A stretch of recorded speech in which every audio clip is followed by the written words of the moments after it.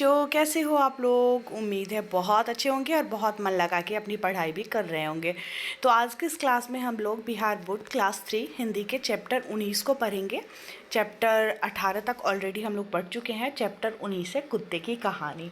बहुत ही इंटरेस्टिंग कहानी है, एकदम मन लगा के पढ़िए, बहुत ज़्यादा मज़ा आएगा।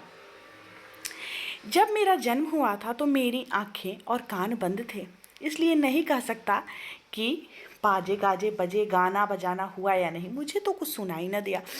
एक कुत्ता का बच्चा है जो बता रहा है, कुत्ता अपनी स्टोरी बता रहा है। वह कह रहा है कि जब मेरा जन्म हुआ था ना, तो उस समय मेरे आँख और कान दोनों मध्य, छोटा कुत्ता का पिल्ला देखिएगा, छोटा सा बच्चा जो होता है उसका ना आँख बंद रहेगा। तो ये अपने बारे में बता रहा है कि पता नहीं मेरे जन्म पे बाजे गाजे बजे या नहीं, गाना बजाना हुआ या नहीं, मुझे तो कुछ भी याद नहीं है। लेकिन हाँ, इतना याद है कि जिस बिछावन पर मैं लेटा था ना, वह रुई के भांति नर्म था और सर्दी जरा भी न लगती थी। मैं दिल में समझ रहा था कि किसी बड़े घर में मेरा जन्म हुआ है। लेकिन जब आंखें खुली तो मैंने देखा कि एक भार की राख में अपनी माता की छाती से चिपका हुआ पड़ा हूँ। हम 4 भाई थे, 3 लाल थे, मैं काला। उस पर सबसे छोटा और सबसे कमज़ोर। और यह अपने बारे में बता रहा है कि कुछ भी सुनाई दिखाई तो नहीं दे रहा था, लेकिन मुझे ऐसा लग रहा था कि मैं जिस बिछावन पे लेटा हुआ हूँ वह रुई की भांति एकदम नर्म है और सर्दी भी, ठंडी भी थोड़ी भी नहीं लग रही थी। दिल ही दिल में मतलब समझ रहा था ये बच्चा कि मेरा जन्म जो है किसी बड़े घर में हुआ है, तभी तो इतना सब कुछ, इतना सब सुख सुविधा है, ठंड भी नहीं लग रही है और जिस बिस्तर पे मैं लेटा हूँ वह भी बहुत मुलायम है। लेकिन जब इसकी आंखें खुलती हैं ना, तो यह देखता है कि ये राख पे अपनी माता से चिपका हुआ सोया हुआ है। और ये 4 भाई था, मतलब 4 बच्चे थे, उसमें से 3 लाल था और एक काला था। आप चित्र में देख सकते हैं, उसकी माँ सबसे आगे है, उसके बाद 3 लाल लाल बच्चा है और एक काला बच्चा है। और एक काला था, काला वाला जो पीछे वाला सबसे पीछे है चित्र में, यही अपनी स्टोरी बता रहा है। यह बोलता है कि उस पर मैं सबसे छोटा था और सबसे कमज़ोर भी था, मतलब कमज़ोर पतला भी था। हाँ, माता भी हम लोगों के पास कम ही रहती थी। उन्हें खाने की टोह में इधर उधर दौड़ना पड़ता था और रात रात भर जाकर गांव की रक्षा करती थी। क्या मजाल कि कोई अनजान आदमी गांव में कदम रख सके। और यह पूरा अपनी माँ के बारे में बताता है कि हमारी माँ जो है वो हमारे पास बहुत कम ही रहती है और खाने की तलाश में इधर उधर उनको दौड़ना पड़ता है, घूमना पड़ता है। और रात भर जाग कर वे पूरे गांव की ना रक्षा करती है। किसी का भी मजाल नहीं है कि कोई भी आदमी गांव में कदम रख सके। तो देखते हो ना, कुत्ता जो है वो अनजान आदमी को देखकर भौंकने लगता है, खास कर रात में।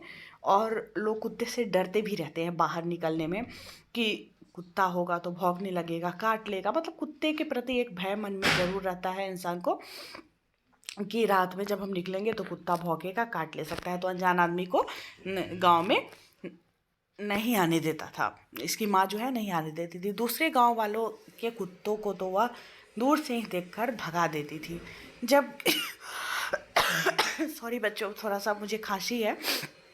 तो फिर यह बता रहा है कि जब दूसरे गांव के कुत्ते वहाँ आते थे तो वह कुत्ते तो वह दूर से ही देखकर भगा देती थी। जब किसी खेत में कोई सांड घुसता तो उसे दूर तक भगाती, मगर इतना सब कुछ करने पर भी कोई उन्हें खाने को न देता था। तो यह बच्चा बता रहा है कि इतना सारा काम, गांव की रक्षा करना और किसी दूसरे जगह के कुत्ते को नहीं आने देना, किसी खेत में कोई सांड घुस जाए तो उसको दूर तक भगाना, लेकिन इतना काम करने के बाद भी बेचारी को कोई खाना नहीं देता था। बेचारी पेट की आग से जला करती थी, उस पर हम लोगों की चिंता उन्हें और मार डालती थी। इसकी माँ जो थी, भूख, पेट की आग जो है वो बहुत खतरनाक होती है। जब भूख लगता है तो कैसा मन होता है। तो भूख के लिए इंसान हो, जानवर हो, कोई कुछ भी करने को तैयार रहता है। तो उस पर भी बच्चे हैं 4, तो उस बच्चे की भी चिंता इसकी माँ को थी। इसलिए जब भूख सताती तो कभी कभी वह चोरी से घरों में घुस जाती और खाने की जो चीज़ें मिल जाती लेकर निकल भागती। उन्हें देखते ही लोग मारने दौड़ते और घरों के द्वार बंद कर लेते थे। और कभी कभी भूख इतनी सताती थी कि किसी के भी घर में घुसकर कुछ भी खाने को ले लेती थी। खांसी बहुत परेशान मुझे कर रहा है। मैं कल भी ट्राई कर रही थी क्लास लेने का, लेकिन खांसी की वजह से ही मैं नहीं ले पाई। आज थोड़ा लग रहा था कि ठीक फील कर रही हूँ, लेकिन जब बोल रही हूँ ना तो फिर वैसे ही हो रहा है। तो ये बता रही है कि जब कभी भी किसी के घर में घुस जाती तो लोग उसे मारने के लिए दौड़ते और फिर घरों के द्वार जो है वो बंद कर लेते थे। एक दिन बड़ी ठंड पड़ी, बादल छा गए और हवा चलने लगी। हम दो भाई ठंड न सह सके और मर गए। अब हम दो ही रह गए। माताजी बहुत रोई, मगर क्या करती, गांव वाले को फिर भी उन पर दया न आई थी। आदमी इतने मतलबी और बेदर्द होते हैं यह मैंने पहली बार जाना।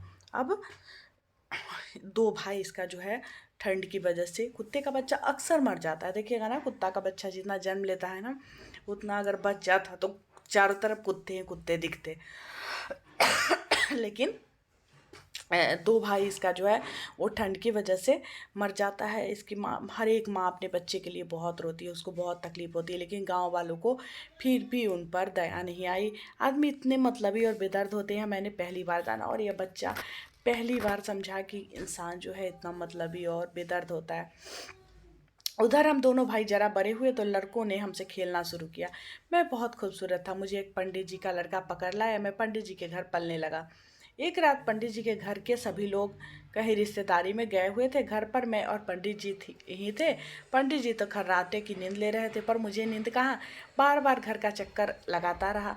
चोरों ने समझा आज सन्नाटा है, घर से के नौकर को मिलाकर सारा भेद ले लिया था।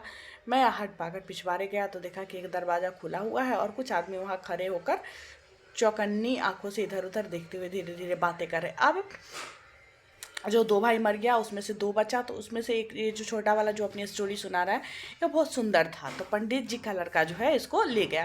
कुत्ते के बच्चे के प्रति बहुत लोग आकर्षित हो जाते हैं, तो ये पालने लगा। पंडित जी के घर के सभी लोग एक दिन कहीं रिश्तेदारी में गए थे और पंडित जी और एक कुत्ता घर पे अकेला था। पंडित जी खूब सोने में एकदम खर्राटे ले लेके सो रहे थे, लेकिन इस कुत्ते को नींद नहीं आ रही थी। बार बार यह घर का चक्कर लगा रहा था। और चोर समझा कि इस घर में कोई नहीं है, आज सन्नाटा है, आज इसके घर में चोरी करेंगे। और नौकर को मिला के सारा भेद जान लेता है। और कुत्ता जब आहट पाता है तो आहट पाकर पिछवाड़े में गया, देखता है कि पीछे का दरवाज़ा खुला है और कुछ आदमी वहाँ पे खड़े होकर चौकन्नी आंखों से इधर उधर देखते हुए धीरे धीरे बातें कर रहे हैं। थोड़ी देर में देखा तो कोई भीतर से थाली लोटा संदूक वगैरह निकाल कर बाहर से आदमियों को दे रहा है। अब तो सब बातें समझ में आ गई। मैं बड़े ज़ोर से भागने लगा। इस पर चोरों ने मुझ पर ढेले फेंकने शुरू किए, पर मुझे उन ढेलों की चिंता न थी। स्वामी का घर लूटा जा रहा था, भला यह कैसे देखा जाता। इसके बाद यह देखता है कि कुछ आदमी उसमें से धीरे धीरे घर में जितने भी सामान है, थाली हो गया, लोटा हो गया, संदूक हो गया, सब निकाल कर बाहर जो आदमी उसको दे रहे हैं। अब यह समझ गया कि ये चोरी कर रहा है और ये ज़ोर ज़ोर से भौंकने लगा। जब ये ज़ोर ज़ोर से भौंकता था तो लोग उस पर, चोर जो थे उस पर ढेले फेंकते थे, लेकिन इसको ढेले की जो मार की कोई चिंता न थी। और यह सोच रहा था कि स्वामी का सब कुछ लूटा जा रहा है, भला यह मैं कैसे देखता। दौड़ता हुआ बरामदे में पंडित जी के पास गया और उसकी चादर दांतों से खींचने लगा। इस पर उन्होंने गुस्सा होकर मुझे 2-3 लातें मार दी, पर मैं बाज नहीं आया। फिर चादर खींची और ज़ोर ज़ोर से भौंकने लगा। इसके बाद यह क्या करता है कि जब इसको वो मारने लगता है चोर, इसको कुछ समझ में नहीं आता है, तब यह जाके अपने मालिक को, जो पंडित जी सोए हुए थे, उनकी चादर को खींचता है।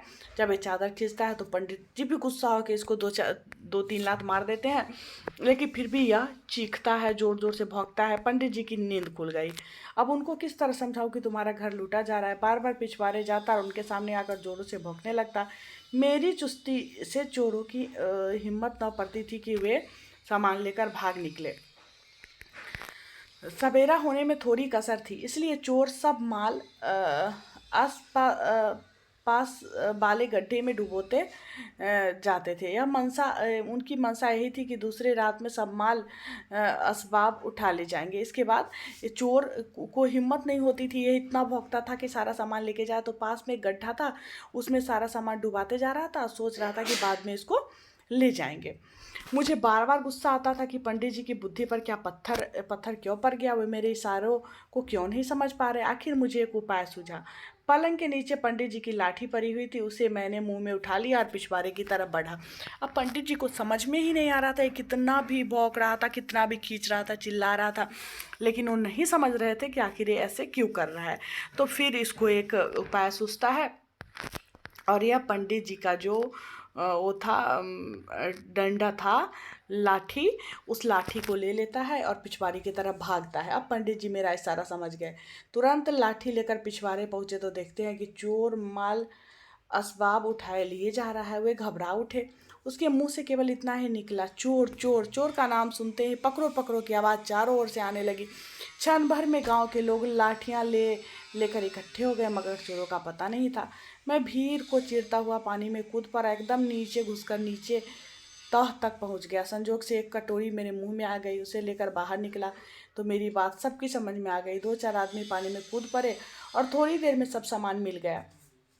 अब सारे गांव के लोग जो है वो इकट्ठा हो जाते हैं, चोर भाग जाता है, लेकिन फिर यह क्या करता है कि इसको एक आइडिया आता है और यह पानी में घुस जाता है, मतलब बताने के लिए कि इस पानी के अंदर आपका सारा सामान है, और अंदर तक जाके और एक कटोरी अपने मुंह में लाता है। इसके बाद सभी लोग समझ जाते हैं कि सारा सामान पानी के अंदर है, और 2-4 आदमी उस पानी में कूद पड़ता है और सारा सामान जो है पंडित जी का निकाल देता है।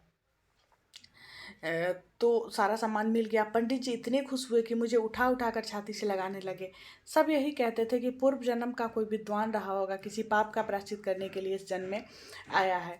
इसके बाद पंडित जी बहुत खुश हुए उस कुत्ते पे और उसको उठा उठाकर अपनी छाती से लगा रहे थे, और जितने भी लोग वहाँ पे थे सभी लोग यही कह रहे थे कि पूर्व जन्म में यह कोई विद्वान रहा होगा।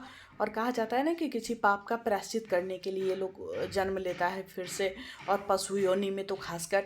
तो वही सारे लोग बोल रहे थे प्रेमचंद्र का यह कहानी है। तो कुत्ता जो होता है ना वो वफादार बहुत ज़्यादा होता है। उसको अगर आप पालते हैं, या अगर वो बाहरी कुत्ता भी है जो सड़क पे भी रहता है, उसको भी अगर खाने के लिए दे देंगे ना तो वो आपको पहचानने लगता है और बहुत ज़्यादा वफादार होता है कुत्ता। कुत्ता के बारे में हमेशा कहा जाता है कि कुत्ता बहुत ज़्यादा वफादार होता है। तो कुछ शब्दार्थ है जो देख लेते हैं। ममता मतलब मोह और प्यार। मजाल का मतलब होता है हिम्मत। मतलबी का मतलब होता है अपना काम निकालने वाला। खूबसूरत का होता है सुंदर। माल असबाब, माल असबाब का मतलब होता है सामान। टो मतलब था, खोज। सताना मतलब परेशान करना। बेदर्द मतलब निर्दयी, जिसको कोई दर्द ना हो, जिसके अंदर हो। चौकन्ना सार्थक, सॉरी, सतर्क और सावधान। प्रायश्चित मतलब फल भोगना।